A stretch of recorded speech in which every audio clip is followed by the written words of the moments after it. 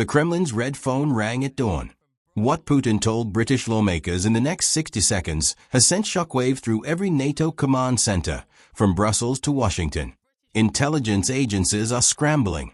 Military analysts are calling it the most direct threat made to a Western nation since the Cuban Missile Crisis. Britain's streets may look calm right now, but behind closed doors, emergency plans are being activated. The Prime Minister has been briefed. Defense systems are on heightened alert. And the British public has no idea what is really coming. This isn't another empty warning from Moscow. This is different. This is deliberate. This is personal. And what Putin has just revealed about Britain's weaknesses is enough to make your blood run cold. Just 1 minute ago, Russian President Vladimir Putin delivered a message so explosive that NATO's emergency hotlines lit up like a Christmas tree. But this wasn't a public address. This wasn't a press conference. This was a direct communication sent straight to the UK Parliament. And its contents have left British defence officials pale with shock. Sources inside Whitehall are confirming what many feared but nobody wanted to say out loud. Putin knows something. Something about Britain's infrastructure. Something about its defences. Something that was supposed to remain secret. The warning arrived through diplomatic channels at exactly 6:47 a.m. London time. By 7:15, the Prime Minister had called an emergency Cobra meeting. By 8 o'clock, military intelligence officers were pulled from their morning routines and rushed to secure locations across the country. The speed of this reaction tells you everything. This isn't normal procedure. This is panic. So what did Putin actually say? The exact wording is still classified, but leaked details paint a terrifying picture. He named specific British military sites. He referred to undersea cable networks that carry 97% of Britain's internet traffic. He spoke about power grids, water treatment plants, and transport hubs with a level of detail that suggests Russia has mapped every major weakness in the United Kingdom's national infrastructure. British intelligence has known for years that Russian monitoring has been widespread, but this level of detail goes far beyond that. Putin wasn't making broad threats about nuclear weapons or traditional military attacks. He was showing deep knowledge of the exact pressure points that could cripple Britain without firing a single missile. And that's what makes this far more dangerous than any conventional threat. The timing of this warning is no accident. Just 48 hours ago, British Foreign Secretary David Cameron announced a new package of military support for Ukraine, including long-range Storm Shadow missiles and advanced air defense systems. Britain has been one of Ukraine's strongest supporters, and Putin has watched that support grow with rising anger. But this goes beyond Ukraine. Intelligence analysts are now pointing to 3 separate incidents in the past month that suddenly make chilling sense in light of Putin's warning. On December 18th, a major telecommunications outage hit London and the southeast, affecting millions of users. Officials blamed it on a technical fault. On January 2nd, a mysterious failure shut down air traffic control systems at Heathrow for 6 hours, leaving thousands of passengers stranded. Investigators called it a software glitch.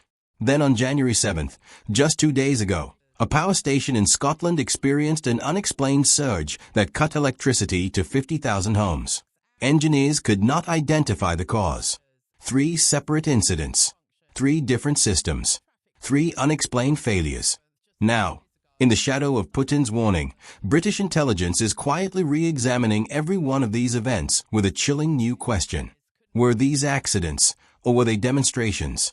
NATO's response has been fast but carefully controlled. Secretary General Jens Stoltenberg issued a statement within hours, reaffirming the alliance's commitment to collective defense under Article 5. But behind that diplomatic language, NATO military planners are urgently reassessing weaknesses in critical infrastructure across all member states. If Russia can threaten Britain's essential services with this level of precision, what about Germany's industrial base? What about America's financial systems? What about the undersea cables that connect the entire Western alliance? The consequences go far beyond one country. Putin has effectively signaled that the next war will not be fought with tanks and fighter jets. It will be fought with cyber weapons, infrastructure disruption, and precise attacks on the systems modern societies rely on to function. He has revealed his strategy, and it includes tools NATO did not even realize were already in play. British cybersecurity agencies have moved to their highest alert level. The National Cybersecurity Center has activated emergency procedures. Operators of critical infrastructure across energy, water, transport, and communications have been ordered to increase monitoring and strengthen defenses. But here is the harsh reality that few in government want to admit. If Russia already knows these systems well enough to describe their weaknesses in such detail, then defensive actions may have come too late. The British public is carrying on with daily life, largely unaware that the government is treating this as a national security crisis on the scale of a military attack. There is a reason for that silence. Panic helps no one, and openly confirming how much Putin knows would hand him an even greater psychological win. Still, the public deserves to understand what is at risk. Britain's infrastructure was never designed for this kind of threat. Power grids, water systems, and transport networks were built at a time when the biggest concerns were mechanical failure or natural disasters. They were not created to withstand coordinated cyber attacks from a hostile state with vast resources and no clear limits. Russia's military intelligence agency, the GIU, has been carrying out probing operations against Western infrastructure for more than a decade. We know this from past cases. In 2015, Russian hackers shut down parts of Ukraine's power grid, leaving hundreds of thousands without electricity in freezing conditions. In 2017, the NotPetya malware attack, linked to Russian intelligence, caused more than $10 billion in damage worldwide. In 2020, Russian operatives were caught conducting surveillance near key infrastructure sites across Europe. These were not random events. They were preparation. What Putin has done with this warning is confirmed that Britain has been a major focus of that preparation. And the most disturbing part is that he is openly signaling he could activate these capabilities whenever he chooses. It is the ultimate form of deterrence. You want to keep supporting Ukraine? Fine. But remember, I can turn off your lights, disrupt hospitals, ground aircraft, and cripple your economy without sending a single soldier across your border. This is warfare in the 21st century, and Britain has just discovered it is far more exposed than anyone wanted to believe. Inside the intelligence community, there is now a frantic effort to understand how deep Russian access really goes. Cyber teams are carrying out detailed forensic checks on critical systems, searching for hidden programs, backdoors, and dormant code that could be triggered on command. What they are finding is deeply unsettling. There is evidence of highly advanced intrusions going back years. Code buried inside systems that control everything from traffic signals to hospital equipment. Digital traces that point back to known Russian intelligence operations. The scale of it is shocking, and the consequences are even more alarming. This is what truly separates this threat from traditional military danger. Britain has nuclear weapons. Britain has a powerful navy and a strong air force. Britain can defend itself against a traditional military attack. But how do you defend against an enemy who is already inside your infrastructure? How do you respond to attacks that can be carried out while denying responsibility? Russia can shut down a power grid and blame it on old equipment. It can disrupt communications and point to technical failures. It can create chaos without ever admitting it was responsible. And without giving NATO a clear reason to trigger Article 5, Putin has found a weakness in Western defense strategy and is pushing straight through it. The emergency Cobra meeting held this morning did not include only the Prime Minister and defense officials. It also brought together representatives from energy companies, telecom providers, water utilities, and transport operators. This is highly unusual. The government is now treating private infrastructure as if it were a military target. New procedures are being put in place. Secure communication lines are being established. Emergency plans are being updated in real time.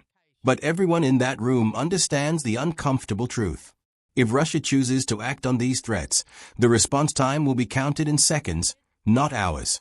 Systems will fail faster than people can react. And the chain reaction could be devastating. Imagine the power grid in London going down. Not for a few hours, but for days or even weeks. Hospitals lose power when backup systems fail. Water treatment plants stop working. Food spoils without refrigeration. Communication networks collapse. Financial markets grind to a halt.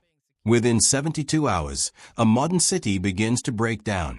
Within a week, it becomes unlivable.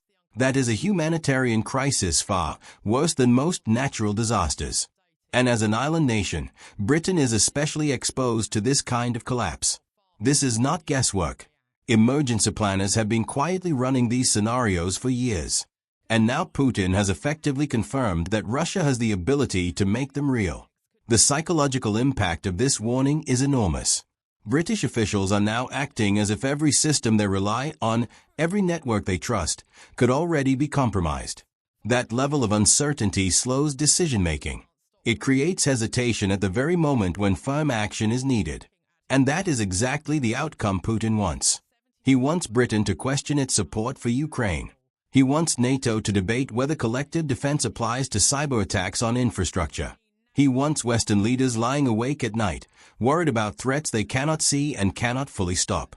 The global impact of this warning is spreading fast. If Britain is this exposed, every NATO country is now reviewing its own risks. The United States has raised its cyber threat level. Germany is carrying out emergency checks on its industrial control systems. France is reviewing security around its nuclear power plants. The entire Western alliance is waking up to a danger that has been building quietly for years. But here is where it becomes even more complex. Putin's message to Britain is not only about Britain. It is aimed at every country supporting Ukraine. It is a display of power designed to divide NATO by making governments fear that backing Ukraine could leave their own societies exposed to disruption. How long before that support begins to weaken? How long before political pressure at home becomes too strong to ignore? Putin is betting that Western democracies, with free media and public accountability, cannot maintain support for Ukraine if the cost is fear and instability at home. He is betting that fear will beat principle. And judging by the urgency of the response, that gamble may not be unreasonable. The British government now faces a choice with no easy answer. Do they continue supporting Ukraine at the same level, knowing it could provoke attacks on British infrastructure? Or do they pull back, giving Putin exactly what he wants? There is no good option. Supporting Ukraine is the right choice morally and strategically. Allowing Russia to succeed would send a message that threatens the entire international order built after the last World War. But asking the British public to live with the risk of attacks on power, water, and communications is a political challenge no government wants to confront. Putin knows this. He has turned the very openness and accountability that give Western democracy its strength into a weapon. Intelligence officials are now working around the clock to develop countermeasures. GCHQ, Britain's Signals Intelligence Agency, has mobilized its entire cyber division. They are coordinating closely with partners in the United States, especially the NSA and Cyber Command, to identify Russian capabilities and build both defensive and offensive options. And make no mistake, defense alone will not be enough.